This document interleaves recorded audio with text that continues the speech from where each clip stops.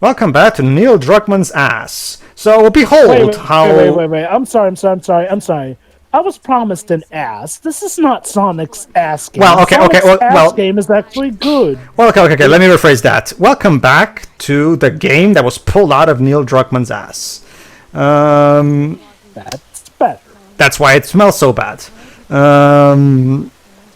You'll take a look. Oh, guys, we're learning more stuff about the Seraphites. Cherish it because, Lord knows, they didn't really tell us much about the Seraphites in general up until now. Honestly, at this point, I'm so beyond caring. And that's the problem here. We're supposed to care because this takes up so much of the goddamn game. Again, day 2, by the end of day 2, Abby's campaign made its point. Compassion trumps cruelty. We get it now. We don't need this. Let's get back to the feeder and see how the hell that confrontation between Abby and Ellie turns out. When you're lost in the darkness, look for the light. Oh, yeah, too bad. Nice. Abby's too bad. Oh, isn't that interesting? Her dad used to say similar stuff to the Seraphites. And before you're asking, no, this goes nowhere. Well, remember, Jova, that's a Firefly saying, and her father and her were Fireflies. That's the problem. Well, yeah, that's exactly the problem, though, Abby. This game is there is no light to look for in this game. This game is entirely lost in the darkness. Basically, Pedro is pointing out the whole, the Seraphites and the Fireflies may have had a similar way of thinking and all that jazz. Again, like I said, doesn't really go many places. I don't care. At this point, I'm just I don't care. Yeah, at this point, I'm just on autopilot while going for this game. You know what I could go for more of? Infected. I remember when those actually meant a thing. I have so checked out by this point. Oh, you better get your head back in the game for that final stretch where the game throws every single bout of BS it can at you. Yes, because God forbid this game have an end. Jesus. Steroid, Whips, what do you think of the game so far? Gee, I wonder. We should have reached the end a while ago. Yeah. How many parts are left? 11 with this one. And not 11. Sorry. After this one, 5. Sorry. Oh god, can you Oh my imagine? god! I thought I was gonna say, wait, Pedro, aren't you the one elonging the game now? It's just 11 parts of How about Abby dying. how about this, Dwebs? It's 44 parts, but they feel like it's 55. That's the thing, like, you feel every segment, and okay. For as much as I have brought up the whole, if you're in the so the gameplay, you may like it.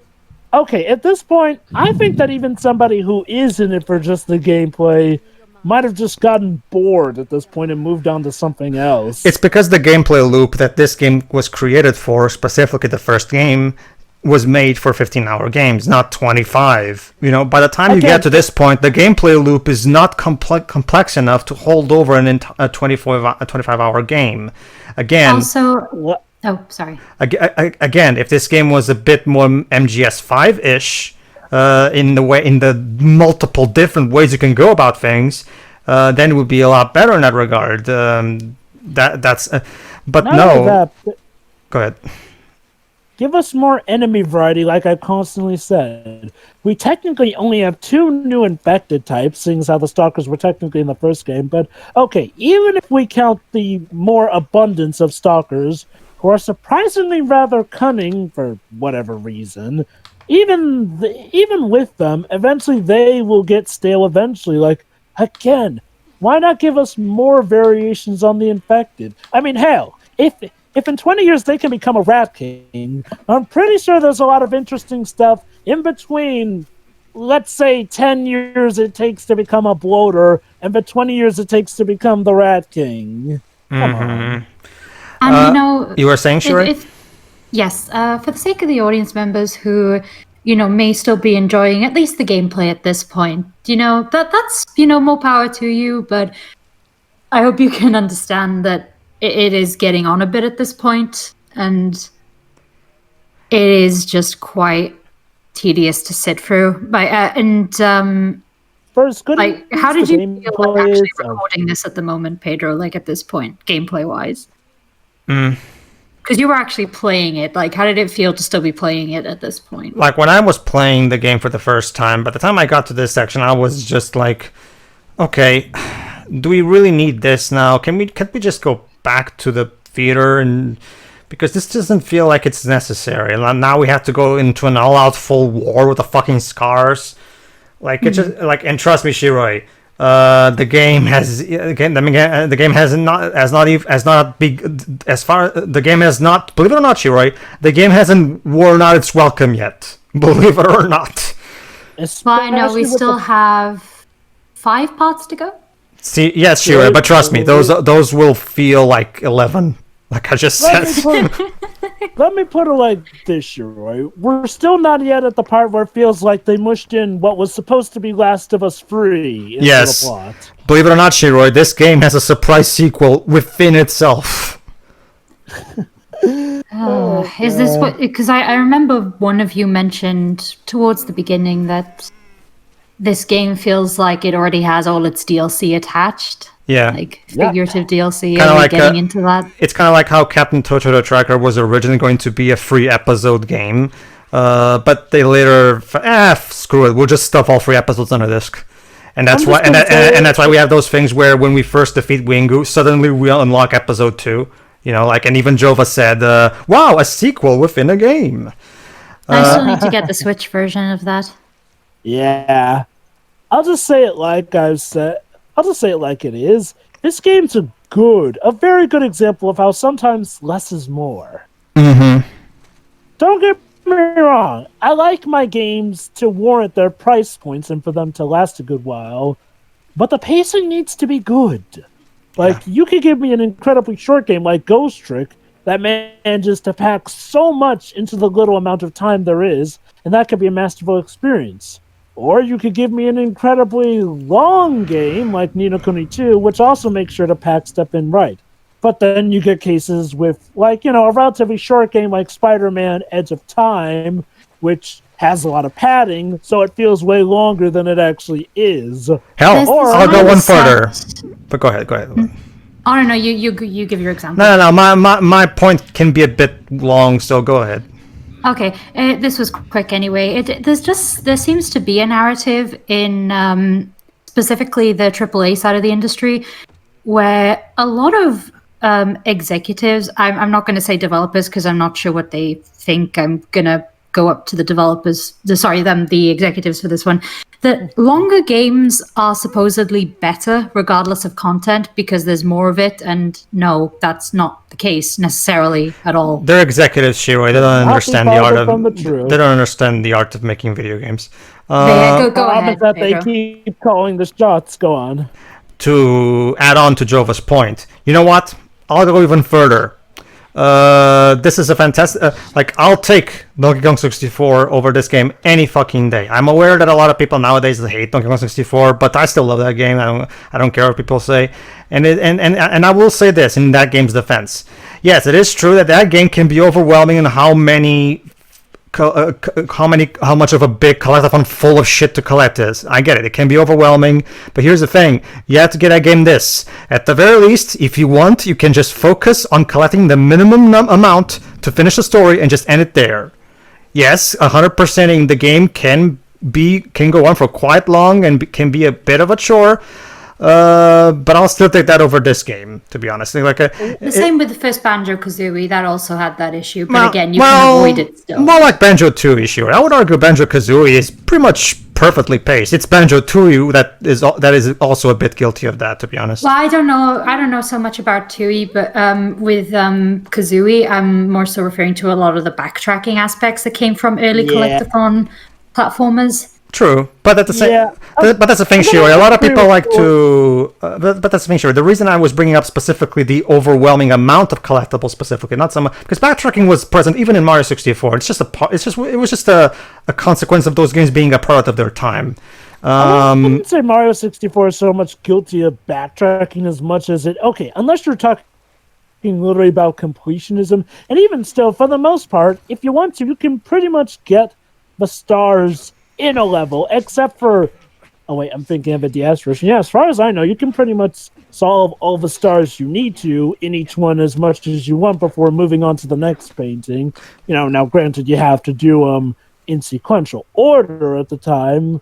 Oh, actually, no. Well, actually, you don't have, no. You can actually solve them whenever you want to, But that's provided that they're available to that. So I'd argue even Mario 64 isn't as much guilty of the backtracking. That's the thing, Joe. But like you said, you were talking about the DS version. The DS version is much better in that regard. But the original 64 version, which is the one that's most widely available, because virtual console and stuff. Okay. Actually, when I said I was talking about the DS version, I was initially going to talk about how it could have some backtracking because sometimes you needed Luigi or Wario. But then when I realized I should probably talk about the original version, that's when I changed my stance that the original 64 doesn't really have as much backtracking. Now, don't get me wrong, I respect Banjo and Kazooie, but I want to know that the game does have a pacing issue even still when you factor in the main campaign. Now, is it as bad as this game? Hell to the no, but that game has those games have the excuse. Egregious. Those games have the excuse that they were products of a much more primitive Simpler time. Exactly. Definitely. At the time, developers were still figuring out this whole 3D shit. They have that excuse at least. Seriously, look at this. What are we gaining from this whole trek visually? Not that much. I mean, sure, now we're getting a gameplay segment, but there's quite a few segments where it's not even really helping for a creepy vibe. No. But it's more just deforestation here in this game. Literally a walking simulator. Exactly.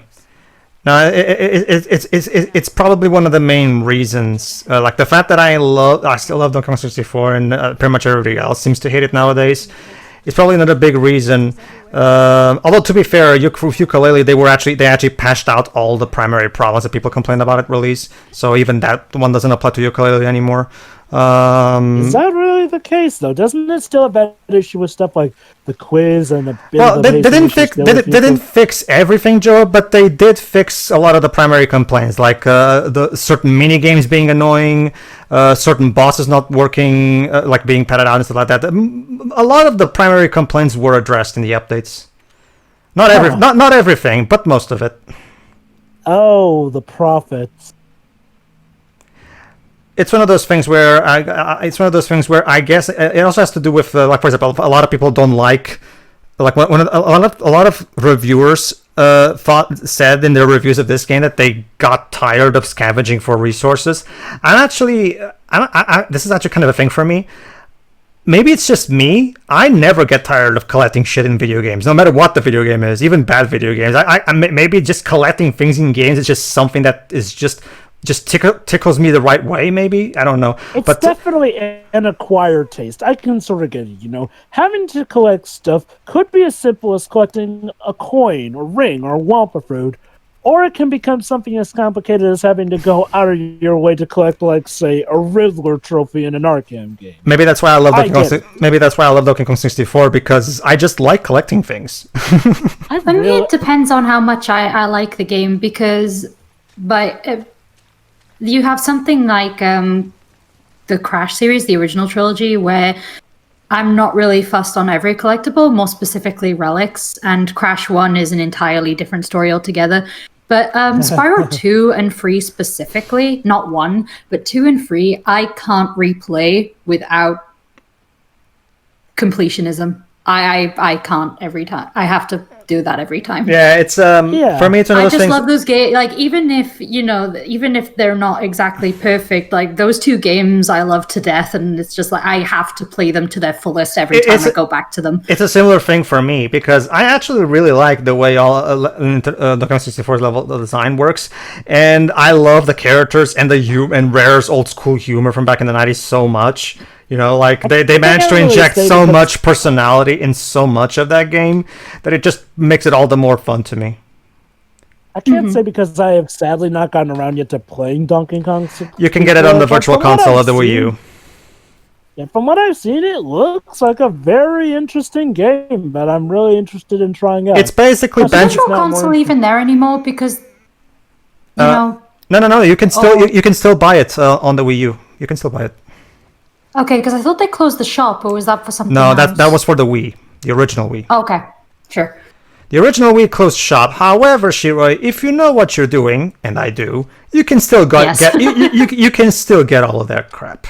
I do have a Wii U, though. I no longer have my Wii, unfortunately. Like I said, Shiroi, if you want, I can help you pirate both Wii and Wii U content. Like I'm not even kidding you. I'm not even kidding you. In my give your console to me for a couple hours, and I will turn it into a very diverse emulation machine.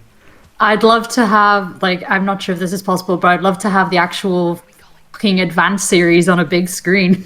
Well, actually, yeah, you can actually use visual. There's a Visual Boy Advance port for the Wii U, so you can so you can play that. Yeah, there's also one for although I do prefer using my Nvidia Shield just because my Nvidia Shield runs even better on the Shield because it's a more advanced. It's basically a Switch mobile device, so like with the same processor as the Switch. So. But no, the Wii U is also a perfectly serviceable alternative as well. Not to mention. Wait, hold on.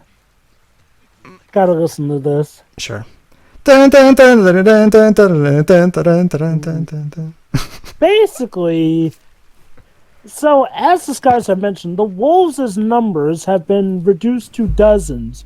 Why is that? Well, that's because of Ellie here. So, as you know, Isaac is planning genocide on them. So you'd think that for a mission this big, he would wait until things are proper. Even more, you'd think he'd wait until he has his two big commanding officers, Abby and Manny, on hand. Guess what he's gonna do, Shiroi and Dwibs? Just take a wild guess. Bob, sorry, I missed stuff. What was it? Shiroi, were you paying attention? Oh, No. it's birds, remember? Could you repeat, like, seriously? Yeah. could you repeat yourself, Jova? To Dwebs' credit, he was burbed. So go ahead. Yeah, can you Fair repeat enough. yourself, Jova? Basically, as the Scars established, the Wolves' numbers have been reduced to the dozens. They don't know why, but we, the audience, know that's because Ellie and her crew have been going to town on them. Now, as we've established, Isaac, the leader of the WLF, wants to enact genocide on the Scars here. Such like people. But here's the problem. His two main recruits are either dead or AWOL. AWOL in Abby's case, and dead in Manny's case. What's worse, his numbers are reduced. So, what do you think he's going to do regarding this plan of wiping out the Seraphites altogether, even with reduced numbers? And try and guess the results. He's going to try and stupidly go up against the WLF, but predictably the WLF just laid waste to them like they were slapping a fly with a giant swatter. It's basically Dwibs. I don't think Isaac can go up against the WLF, seeing as how he's the leader of the WLF. yeah. Sorry, I meant these guys try and take on the Scars. WLF single-handed. The Scars. Yeah. Let me put it like this. For as fanatically religious as they are, the Scars officially have better survival instincts than the flipping WLF, despite the fact that the Scars supposedly don't use technology, even though they do. Yes, I will keep pointing out that stupid inaccuracy and inconsistency, because it's that blatant. But basically, Shiro, well, it boils down to this. If you can manage to scrunch up 150 quid, I would recommend a shield for even extra stuff like Dreamcast emulation. You know, because the Wii U can do that. But the shield can. However, do you have any SD cards on you? No, but I need to get them for my Switch anyway. Yeah, basically what I recommend well, that's the thing, Shiro. Actually, no, Shiro. The Switch uses micro SD cards. Micro SD. I mean regular SD cards. No, I don't have any. Normal size. Because if you manage to get one that is particularly big, like a 16 gigabyte one, or even maybe a 24 one, you'll be able to pack in a lot of crap in there. Because you need sales for those cards are pretty frequent, so it shouldn't actually be that difficult. Yeah, but basically get. I'll talk more about this with you after we're done. Sure. Go ahead. But can I bring something up that's actually game relevant? By all means, do. On. I skimmed through this part, And it's taken us nearly the entire thing to reach the entire point of while we're traveling. Honestly, sure, I would argue that point doesn't really justify, because did we really need yet another moment of cruel transphobia? I mean, No, we didn't. And Look, guys, the fact that the game had to detour, literally just to get us here, is a sign of how, I wouldn't be surprised if this was one of the things that the developers crunch timed into the game to try and make Abby more likable. In fact, you know what? Wouldn't it just figure that the main reason there was so much crunch was because they were working on the padding regarding Abby's campaign? Because, like I said, Ellie's campaign, for as long and drawn out as it felt, at the very least, it kept on track. With Abby, we're constantly going off the path to go do this or that to make Abby seem more noble and likable. So in that case, guys, so imagine this: Abby is technically responsible for a lot of the Naughty Dog employees suffering. Yep. If that is the case. if that is the case, but seriously, because as you can see here, Pedro isn't somebody who's bad at this kind of game. So what we're seeing here is, pretty much how long an optimal run. Yeah, and we're seeing how long it will actually take for somebody who is, like you said, an optimal run. It's ridiculous. It's been nearly half an hour. I guess you can make an argument that a speedrunner might, make it faster, but that's not really most people aren't going to play it like that. Yeah. Not only that, but speedrunners tend to look for glitches like anything they can take advantage of. Yeah. So if you want to actually experience this game as is expected of you, you're in for a long, drawn-out time. Yep. And you know what? For as much as I've talked about darkness-induced audience apathy, it's not even a case where the story's darkness really annoys me, because we spend so much time away from the story that I forget how I feel about the story. Except for when we talk about it, mind you, to keep ourselves invested in the game. Basically, yeah. It's one of those cases where, and don't get me wrong, audience, don't get me wrong, I'm not saying stories are not allowed to have cruelty in them. Cruelty can be used to make a good point. My second favorite of all movies is Clockwork Orange, which is a movie that is chock full of cruelty, but the cruelty in that movie is there to make a point, whereas the cruelty we will see at the end of this part is just here to once again emotionally manipulate the viewer, And here's the thing. Most of the stuff that people hated is what happens to Ellie and her crew. When bad stuff happens to Abby and her crew, there are not much tears shed by players, and I can attest to that. That's the thing. Most people, if anything, found catharsis out of people like Nora or Manny getting killed. And even when it came to Mel and Owen, it was still in self-defense on Ellie's part. So we don't even really hate Ellie. What we hate are the writers that force such a contrived bout of narrative on us. Exactly. Again, in Clockwork Orange, there's literally a moment where the protagonist rapes a woman. The reason that's there is because it serves as a great contrast to what's going to happen later, where now that everybody else took away his free will, and now basically is, giving him retribution and beating the crap out of him. And it serves as the great point for the gray morality. Some people will argue that Alex deserved to have his. She disagrees. She doesn't think that's not how it should handle things. But I do agree that, for the record, audience, I do think he deserved to be punished. But that kind not to that point. That specific kind of cruelty is pretty evil to me. Yeah. Honestly. Yeah. Hang on, we're getting the scene. So yeah, the mom's dead, killed off screen. These are All siblings, that right? build-up. These two. There you go, Dwebs. Off-screen death. Just the way All you that like it. build up for nothing. Hang on, let's see this. She just kept yelling. She started chasing me. Trying to pick her stuff. I was just pushing her off of me. She hit the table. Wow, she hit the table in one of the most cliche manners possible. Yeah, this is a soap opera death, my days. It's like this. Yeah, it was self-defense, and the mother just happened to die. It's No. I have absolutely So what, no is it problem. like in- Go ahead, James. So what is it? Is it like in Monty Python? Or suddenly died of a heart attack or something? No. Remember this. What happened was her mother tried to kill him for being trans, and Lev had to kill her to defend himself, basically. Basically, he pushed her off and she hit her head on the table and went out. No, but no, like I said, no, I completely agree with Yara. You know, like it was in self-defense. I have absolutely no problem with Lev killing his mother in that particular Same. instance.